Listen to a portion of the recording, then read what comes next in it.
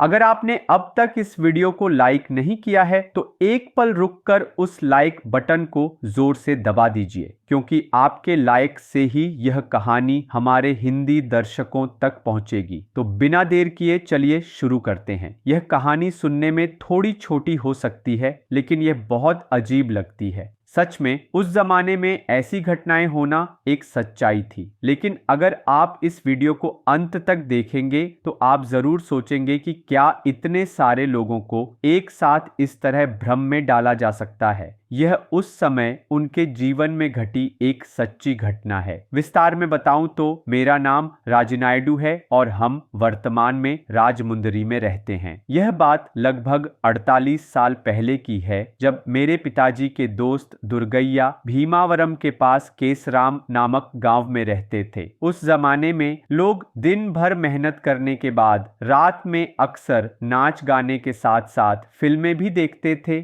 आज तो किसी गाड़ी में बैठकर कुछ ही मिनटों में थिएटर पहुंचा जा सकता है, लेकिन उस समय चाहे कितनी भी दूर क्यों न हो, या तो पैदल जाना पड़ता था या फिर साइकिल से। इसके अलावा कोई और विकल्प नहीं था। ऐसे ही दिनों में केसराम में रहने वाले मेरे पिताजी के दोस्त भी फिल्मों के बहुत शौकीन थे। सिर्फ दुर्गैया ही नहीं, बल्कि गांव के हर किसी को यह आदत थी। रात होते ही गांव के सभी नौजवान अक्सर सेकंड शो देखने जाया करते थे। उसी गांव में कई नौजवानों के बीच दुर्गैया सहित लगभग 15 नौजवानों का एक अच्छा दोस्त समूह था। उन सब का लीडर गांव के सरपंच का बेटा राघवैया था। आज के समय में नेताओं का उतना मान सम्मान न हो, लेकिन उस जमाने में गांव का सरपंच होना एक बड़ी पहचान थी। ऐसे सरपंच के बेटे के साथ दोस्ती होने के कारण उनके समूह का गांव में एक अच्छा नाम था। अगर गांव में कोई जरूरत पड़ती तो वे सब एकजुट होकर किसी भी समय गांव की किसी भी जरूरत को पूरा करते थे।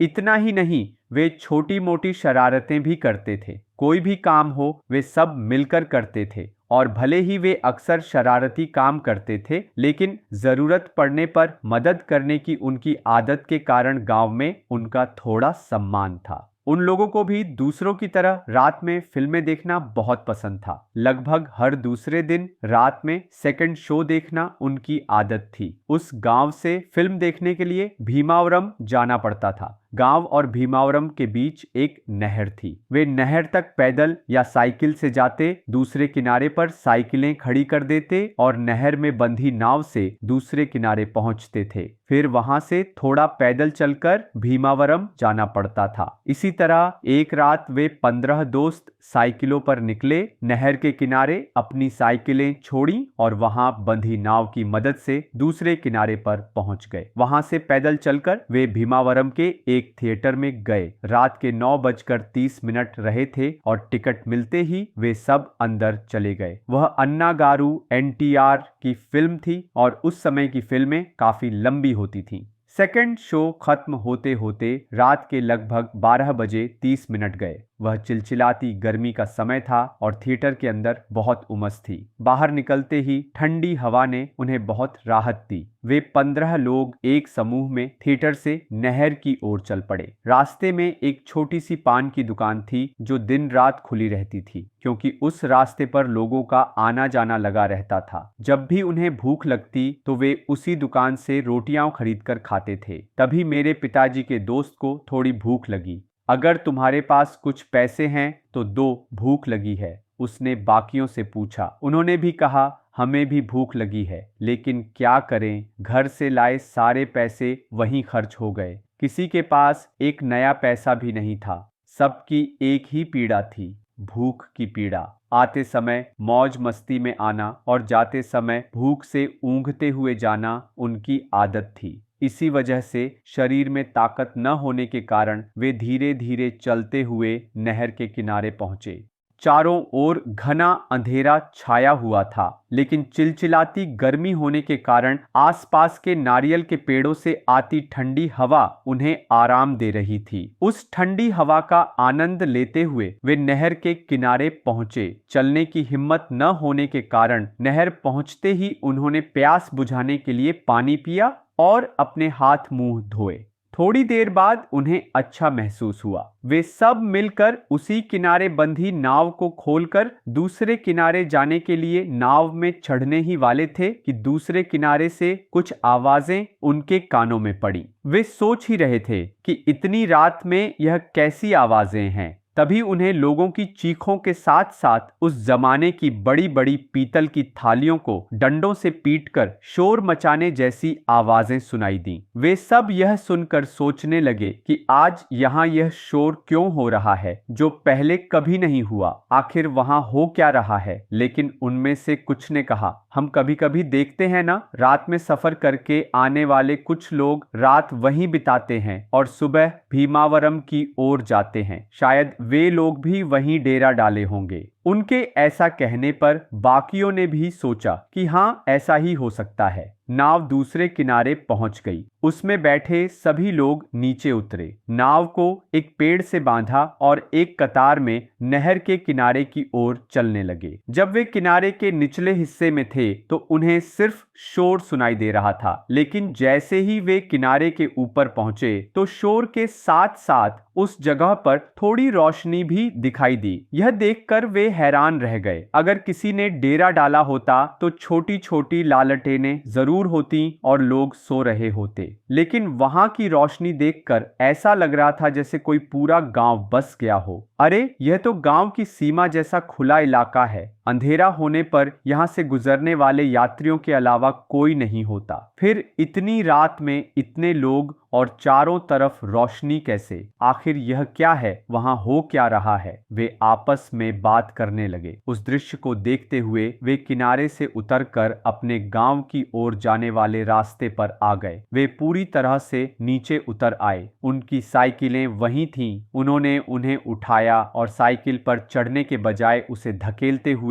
थोड़ी दूर पर हो रहे शोर को देखते हुए, चलो एक बार जाकर देखते हैं कि वहां क्या हो रहा है। यह कहकर वे अपने रास्ते पर जाने के बजाय उस भीड़ की ओर बढ़ने लगे। लगभग 5 मिनट तक पैदल चलकर जब वे उस भीड़ वाली जगह के पास पहुंचे तो उन्होंने देखा कि वहां सभी लोग नए नए कपड़े पहने हुए थे, जैसे कोई शुभ कार्य हो रहा हो। औरतें रेशमी साड़ियां पहने थीं, सिर पर फूल और शरीर पर गहने थे। पुरुष रेशमी धोती कुर्ते पहने थे और बुजुर्ग सफेद धोती में थे। बाकी लड़कियां लहंगा चोली और लड़के निकर शर्ट में दिख रहे थे। वे सब समूहों में बंटे हुए थे। बुजुर्ग एक जगह बैठकर आपस में बातें कर रहे थे। छोटे बच्चे इधर उधर दौड़ रहे थे और खेल रहे थे। रेशमी साड़ियों में महिलाएं किसी शुभ कार्य की तरह वहां के काम देख रही थीं। तभी एक व्यक्ति उनके पास आया और पूछा, भाई, कौन सा गांव है तुम्हारा? उनमें से एक ने जवाब दिया,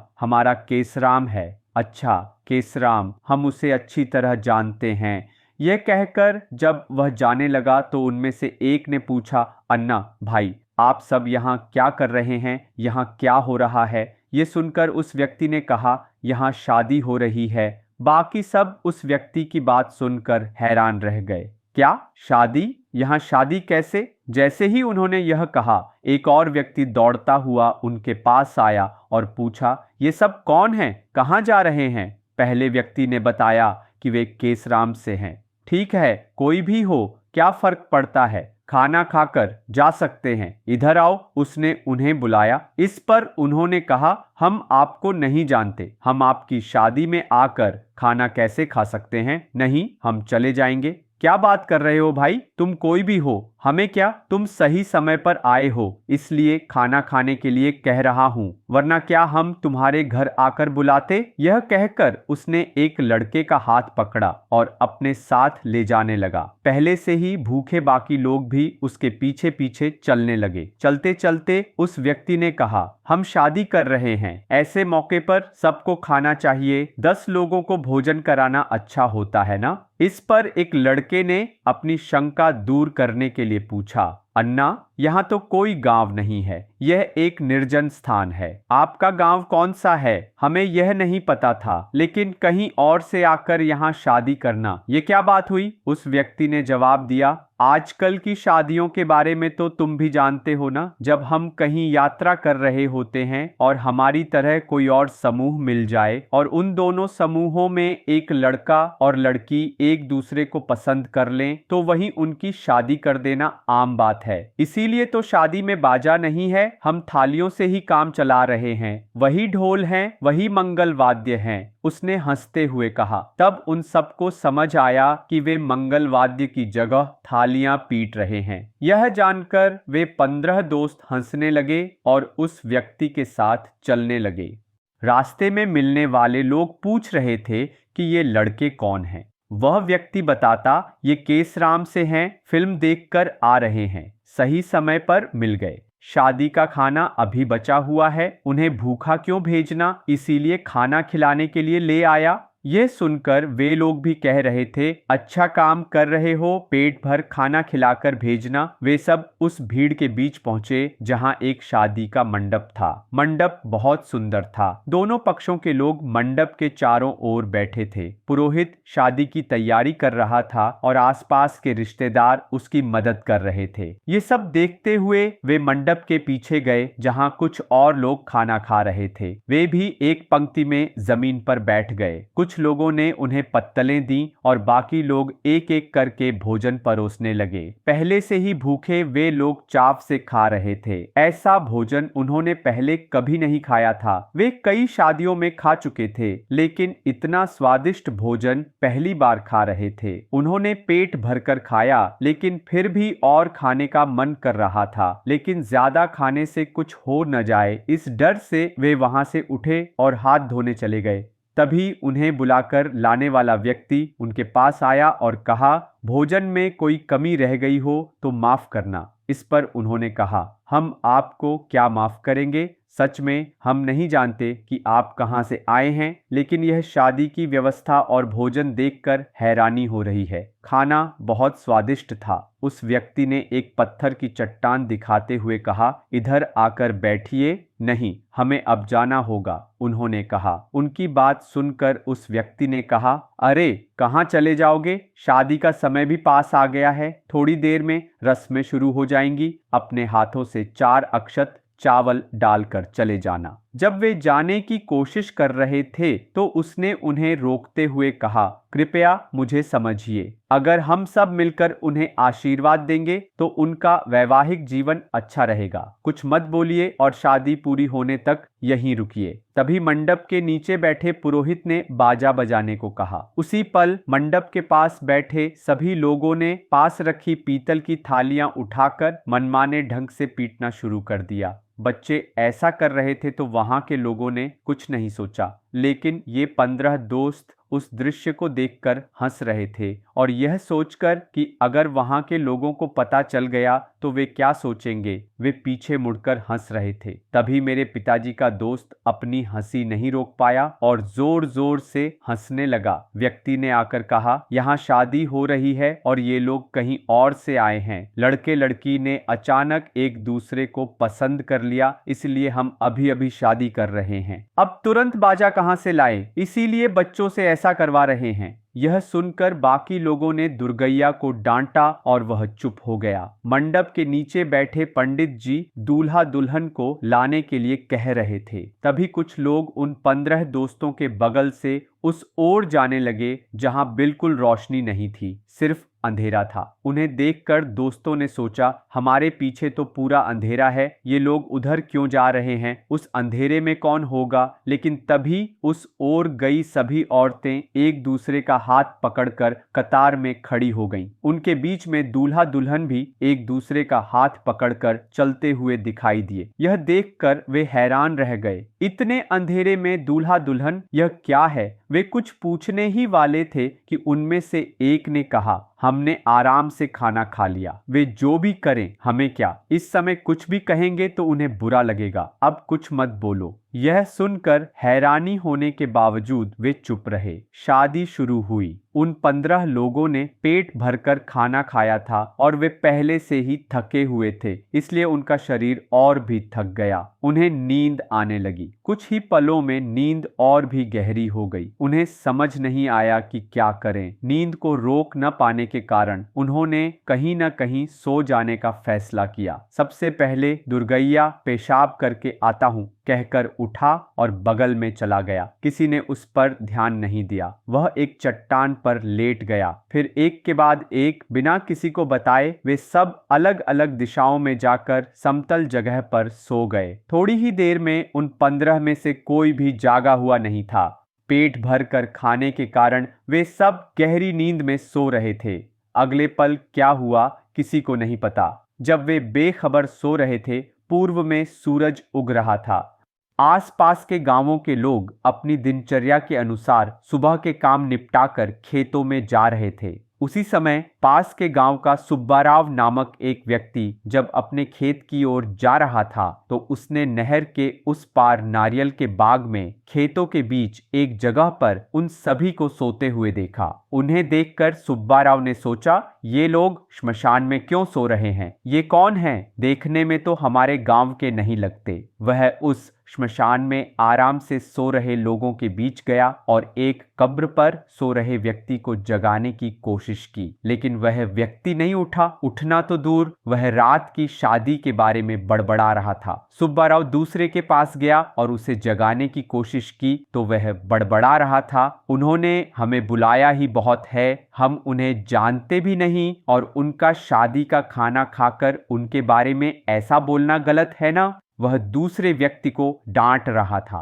सुब्बाराव उसकी पीठ थपथपाकर उसे जगा रहा था, लेकिन वह बड़बड़ाता रहा और नहीं उठा। कुछ न कर पाने पर वह एक और कब्र के पास गया जहां दुर्गैया सो रहा था और उसे जगाने की कोशिश की। दुर्गैया बड़बड़ा रहा था, ये लोग क्या हैं? अंधेरे से दूल्हा दुल्हन को ला रहे हैं। आखिर ये सब कौन है? ऐसा क्यों कर रहे हैं? सुब्बाराव को गुस्सा और झुंझलाहट हुई। वह जिसे भी जगाने की कोशिश करता वह नहीं उठता। हर कोई अलग अलग बातें बड़बड़ा रहा था। वह हैरान था, इन्हें ऐसे जगाने से ये नहीं उठेंगे। वह एक और व्यक्ति के पास गया, उसका कंधा पकड़कर जोर से चिल्लाया। उस चीख को सुनकर गहरी नींद में सो रहा व्यक्ति चौंक गया और आंखें खोलकर देखा। सामने सुब्बाराव को देखकर उसने पूछा, तुम कौन हो? मुझे क्यों जगाया? उसकी बात सुनकर सुब्बाराव ने पूछा, तुम सब कौन हो? श्मशान में आकर क्यों सो रहे हो? कहां से आए हो? श्मशान शब्द सुनते ही उसने चारों ओर देखा। वह सच में एक श्मशान था। वहां कब्रें दिख रही थीं। हर कब्र पर एक व्यक्ति सोया हुआ था। यह देखकर उस लड़के ने एक एक करके सबके पास जाकर उनकी पीठ थपथपाकर उन्हें जगाया। उसके थोड़ा जोर से चिल्लाने पर जो अब तक गहरी नींद में थे वे सब उठ गए। उन्होंने देखा कि वह एक श्मशान है और वे सब डर गए। रात की शादी का कोई नामो निशान नहीं था। उन्हें कुछ समझ नहीं आया। वे उस जगह पर घूमते हुए कह रहे थे कि रात में यहीं शादी हुई थी। तभी सुब्बाराव ने आकर पूछा, तुम सब कौन हो? मेरे सवाल का जवाब नहीं दे रहे हो, क्या देख रहे हो? इतने में सरपंच का बेटा सुब्बाराव के पास आया और रात की सारी घटना बताई। उसकी बातें सुनकर सुब्बाराव ने कहा, ओह, तो कुल मिलाकर तुम भी यहीं फंस गए। सरपंच के बेटे ने अपना और अपने पिता का परिचय दिया तो सुब्बाराव ने कहा, अच्छा, आप सरपंच साहब के बेटे हैं। आखिर आप कहाँ गए थे? वैसे भी यह एक सुनसान जगह है, यहाँ कोई इंसान नहीं आता, फिर यहाँ आकर सोना, यह क्या बात हुई? इस पर उन्होंने रात में जो कुछ हुआ वह सब बताया। सुब्बाराव ने कहा, यह सच है, अगर कोई अकेला आता है तो कभी कभी कुछ अजीब होता है, लेकिन क्या आपको सच में शादी होती हुई दिखी? हाँ, रात में यह जगह एक गांव जैसी लग रही थी। हर तरफ रिश्तेदार थे। यह एक शादी का मंडप था। पीछे खाना बन रहा था और इस तरफ सभी रिश्तेदार बैठे थे। जब वे रात की घटनाएं बता रहे थे तो सुब्बाराव हैरान रह गया। कारण यह था कि कभी कभी वहां इंसानों जैसी एक या दो आत्माएं दिखती थीं, लेकिन एक साथ इतनी सारी आत्माओं का दिखना यह पहली बार था। नहीं साहब, हमने सच में यहाँ देखा है,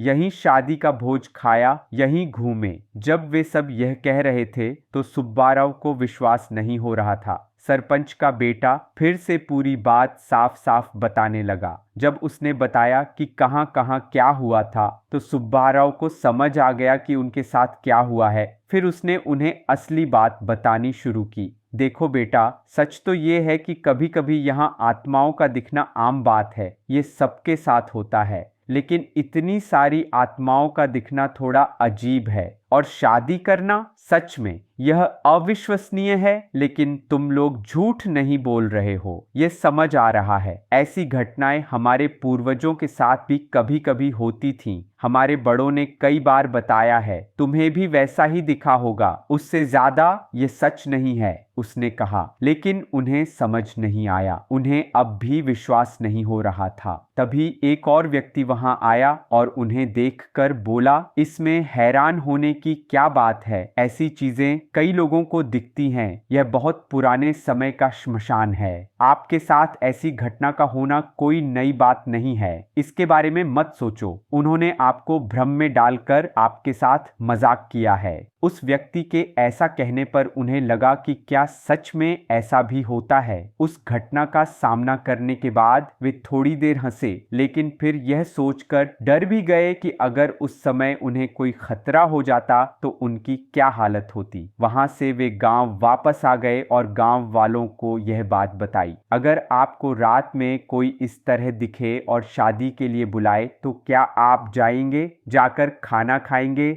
अपनी राय नीचे कमेंट्स में लिखें। अगर आपको यह वीडियो पसंद आया हो तो लाइक करें, शेयर करें। ऐसी ही और असली डरावनी कहानियों के लिए अभी हमारे चैनल को सब्सक्राइब करें।